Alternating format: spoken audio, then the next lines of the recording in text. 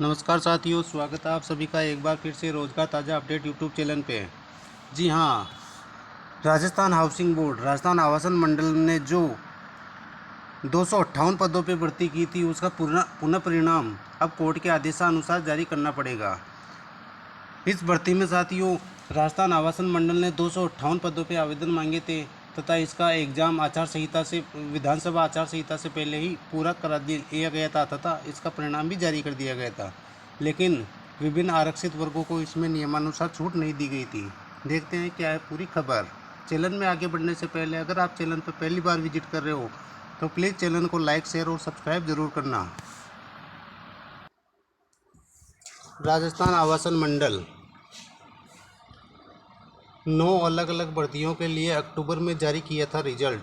अभ्यर्थियों को नियमानुसार छूट नहीं दी, फिर जारी होगा 258 पदों का परिणाम। राजस्थान आवासन मंडल 258 पदों पर भर्ती का रिजल्ट अब नए सिरे से जारी करेगा। मंडल ने भर्ती प्रक्रिया पूरी कर अक्टूबर 2023 में परिणाम जारी कर दिया था, लेकिन इसमें दिव्यांग, भूतपूर्व सैनिक, SC/ST अभ्यर्थियों को नियमानुसार छूट नहीं दी। आपत्ति और हाईकोर्ट के आदेश के बाद विभाग ने फिर से जुलाई के पहले हफ्ते तक परिणाम जारी कर सकता है। मामले को लेकर शुक्रवार को आवासन मंडल की बैठक हुई। इसमें नए सिरे से भर्ती परिणाम जारी करने का फैसला किया गया, जिसमें अलग अलग कैटेगरी के आरक्षण का लाभ देते हुए SC/DE को शीघ्र परीक्षा परिणाम जारी करने के निर्देश दिए हैं।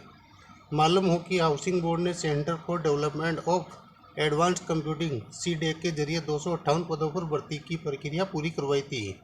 आवेदन भरने, एग्जाम करवाने और रिजल्ट जारी करने की जिम्मेदारी इसी एजेंसी के पास थी। एजेंसी ने सरकार के नियमों के अनुसार दिव्यांग, भूतपूर्व सैनिक, SC/ST को पासिंग नंबर में 5% तक की छूट दिए बिना ही रिजल्ट जारी कर दिया। इस मामले में दायर एक याचिका पर सुनवाई कराते हुए हाईकोर्ट ने मार्च 2024 में नियमानुसार छूट देकर दोबारा रिजल्ट जारी करने के आदेश दिया था। चौंकाने वाली बात यह है कि बोर्ड की ओर से जारी रिजल्ट में कनिष्ठ सहायक जूनियर असिस्टेंट के 50 पदों पर भर्ती के लिए परीक्षा में सिर्फ 18 लोग ही पास हुए, क्योंकि उनके न्यूनतम क्वालिफाइंग मार्क्स नहीं आ पाए थे।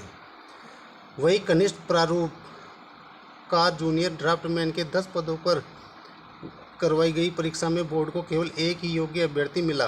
कंप्यूटर ऑपरेटर सहायक प्रोग्रामर के 6 पदों पर 7 अभ्यर्थी, कनिष्ठ परियोजना अभियंता विद्युत डिग्री के 11 पदों पर 27 अभ्यर्थी, कनिष्ठ परियोजना अभियंता सिविल डिग्री के 40 पदों पर 82 अभ्यर्थी और कनिष्ठ विधि अधिकारी जूनियर लॉ ऑफिसर के 9 पदों पर 24 अभ्यर्थी ही परीक्षा में पास हो सके।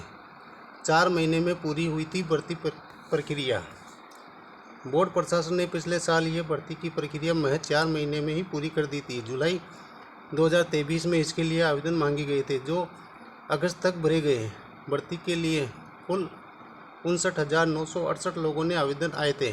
इनमें से 40,182 अभ्यर्थियों ने परीक्षा दी थी। परीक्षा 8 से 11 सितंबर तक करवाई गई थी। अक्टूबर 2023 में रिजल्ट जारी कर दिया गया था। बोर्ड को इस भर्ती परीक्षा में एक पद के लिए 3 गुना अभ्यर्थियों को पास करना था। तो ये था साथियों पूरा मैटर। अब क्या इसमें प्रावधान किया जाएगा,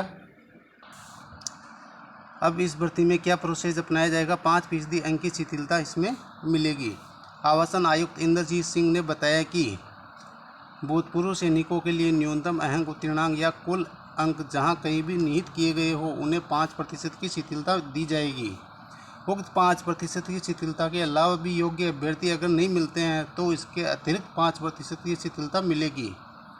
वहीं अनुसूचित जाति, अनुसूचित जनजाति के अभ्यर्थियों को न्यूनतम अंक उत्तीर्णांक में 5% की शिथिलता मिलेगी। उक्त सभी पदों के लिए स्क्रीनिंग परीक्षा में समग्र 40% न्यूनतम अंक उत्तीर्णांक आवश्यक है, परंतु कनिष्ठ सहायक के लिए पाठ प्रथम के सेक्शन A एवं B के लिए पृथक न्यूनतम अंक उत्तीर्णांक 40% आवश्यक है। राजस्थान दिव्यांगजन अधिकार नियम 2018 एवं संशोधित नियम 2021 के अनुसार दिव्यांगजन अभ्यर्थियों को 5% की अतिरिक्त इसमें शिथिलता दी जाएगी। तो ये था साथियों राजस्थान आवासन मंडल के द्वारा जो 258 पदों पर भर्ती परीक्षा आयोजित की गई थी, उसमें नियमानुसार आरक्षित वर्गों को छूट नहीं देने के कारण इसमें पद रिक्त रह गए थे। अब कोर्ट के आदेशानुसार इसमें पुनः परिणाम जारी होगा। शिक्षा जगत से जुड़ी हुई इसी प्रकार की समस्त अपडेट्स के लिए तथा रोजगार की सभी छोटी बड़ी अपडेट्स के लिए रोज़गार ताज़ा अपडेट यूट्यूब चैनल को लाइक शेयर और सब्सक्राइब ज़रूर करना तथा पहली बार पधारे हो तो ज़रूर सब्सक्राइब कर लेना, जिससे आपको नवीन वीडियो की नोटिफिकेशन सबसे पहले मिल सके। धन्यवाद साथियों।